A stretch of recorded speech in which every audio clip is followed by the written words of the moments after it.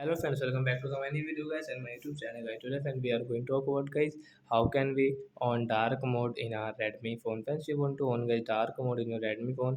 So how can you on today? I will show you in this video guys.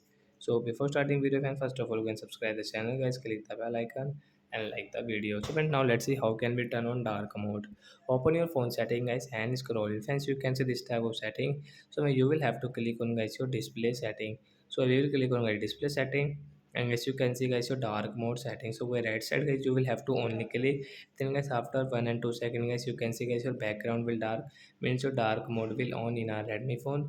As you can check, so like that guys we can on guys dark mode in our Redmi phone. So that's it guys, thanks for watching the video guys. We will meet on next video guys with new topic. Before going guys, please go and like the video, subscribe the channel. Bye my friends. Guys, do you have any doubt guys related to guys your display and brightness setting guys, you can ask me in comment section. I will check, I will help you. Bye bye friends.